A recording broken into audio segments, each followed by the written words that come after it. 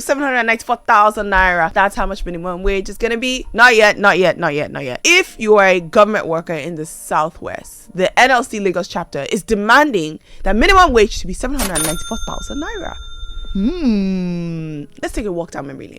The NLC has been pushing for a raise for quite some time. They started with 70k, then they upgraded to 200,000 naira, and now they've made a big leap to 794,000 naira. And I understand why. The federal, which we'll get to later. The federal government, though, they are actually trying to find a middle ground, because I recently saw, and I was watching the news where they had put out a circular that there's going to be a town hall where they want people to come in and share, exactly what they would like minimum wage to be, and I saw it on the news, and that was literally yesterday. But the federal government, they are really trying to find a middle ground. Remember, there was a nationwide protest by the NLC threatening an indefinite strike if the government doesn't comply. We haven't seen that strike yet. We haven't seen them strike yet, and I'll see what's going on. Now, I fully sympathize with people being paid 30,000 naira in today's economy.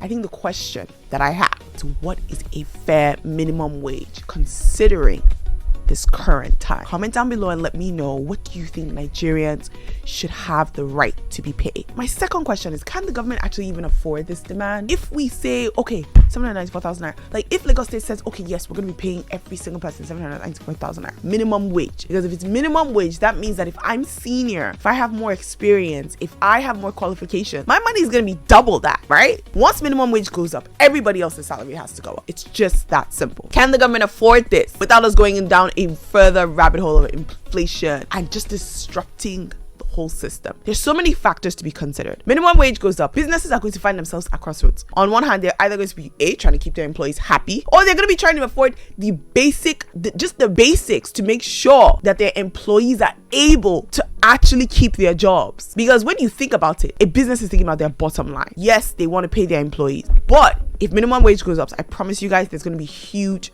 job cuts. If minimum wage goes up to that amount, let me not say if minimum wage goes up, because minimum wage should go up. When labor costs are shooting up, businesses are going to start crunching numbers, and the problem is labor is cheap in Nigeria, right? So you're going to find a situation where a lot of businesses are going to be like, do you know what, in hindsight, it's like, I'm going to fire some people because I can't afford to keep them anymore. Once these employees are caught, at the end of the day, there's, I don't know if you guys know this game called Jenga.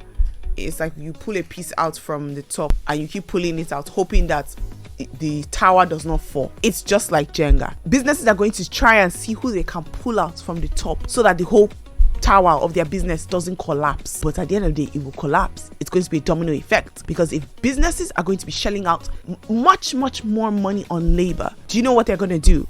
They will also have to increase their prices. And when they increase their prices, the question is, are consumers going to be able to afford? Which is why in most countries, there's so much subsidy that's provided by the government. It's just that simple. Like, government has to support business.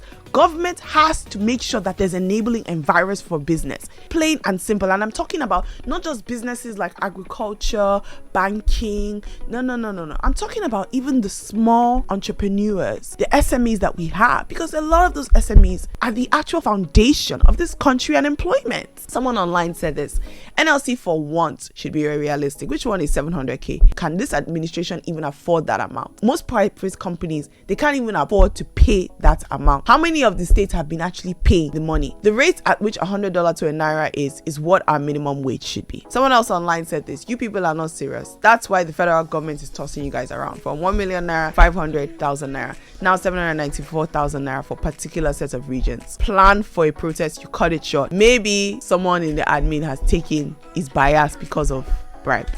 Anyways, we'll never know.